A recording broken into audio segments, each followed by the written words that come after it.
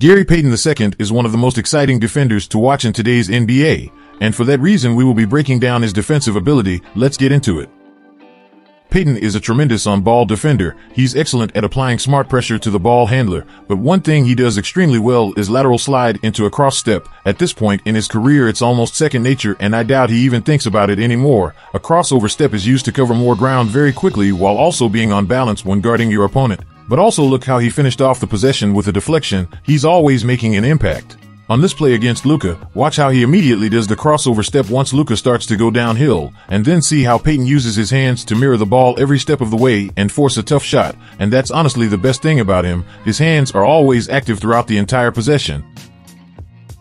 Now watch how he gets extremely low. This makes him eye level with the ball, which makes getting a steal a lot easier. You can tell this is not a look Luka is used to, and since Luka is the much bigger player, watch how Payton leans into him with his chest, pushing up with the top of his feet to add more resistance, and then he does a great job forcing a tough shot while putting his hand in Luka's shot pocket.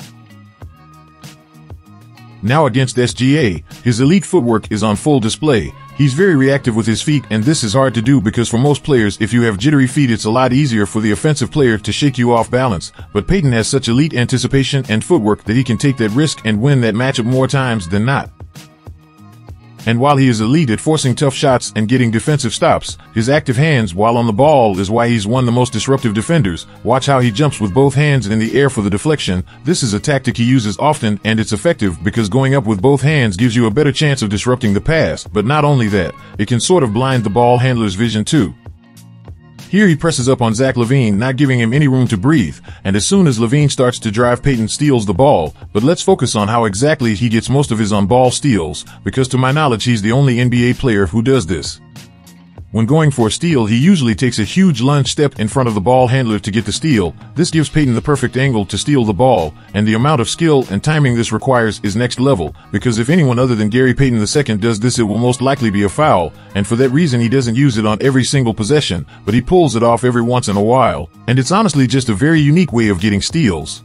Now that we went over some of his on-ball defensive techniques, let's talk about how great he is in the passing lanes. And this chart is from last season. It's a metric that measures who the best passing lane defenders are, and Gary Payton II was at the very top. Elite passing lane defenders can really disrupt an entire offensive scheme. And if you're a team who prioritizes ball movement, then you better be extremely careful when playing against a guy like Gary Payton II. His advanced defensive IQ and great athleticism makes it nearly impossible to throw a pass around him or over him, and not to mention his otherworldly anticipation that you will see in a few moments. On this possession, he reads the ball handler perfectly, and as soon as he jumped into the air, Payton was already in a back pedal because he knew exactly where the ball was going. And that's one thing about truly elite defenders. They don't just defend their man, they also defend every other guy on the court. On this play, he sits perfectly in the gap waiting on the pass, and pay close attention to how Payton takes little steps inward as Alex Caruso starts to drive. By doing this, he is basically baiting Caruso to throw the pass. Payton gave the appearance of him stepping in too deep, and as soon as the pass was thrown, he used his supreme quickness to intercept it. Here's another play that's similar to the previous clip. As the ball handler goes inside, he slowly drifts to the right, baiting Patty Mills to throw the pass. And yes, I know Payton was really drifting left to cover the open shooter in the corner, but I guarantee you he still was anticipating that pass the entire time. He's always looking to force a turnover to get back on offense as quick as possible. Truly an elite defensive playmaker.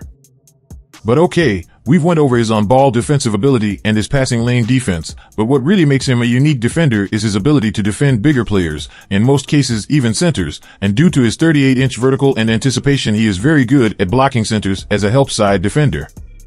Watch how he defends the reigning back-to-back MVP. Instead of just playing behind Jokic and letting him back you down, Payton fronts him by sitting down on Jokic's thigh and uses that leverage to push him out of position. This is a great tactic for smaller defenders, and Payton and Marcus Smart are excellent defenders to study for this. Another way he defends bigger players is by poking the ball free as soon as they catch the ball, and this again is crucial for smaller players. When defending bigger and stronger opponents, you have to get the ball out of their hands before they either back you down or just shoot over the top of you.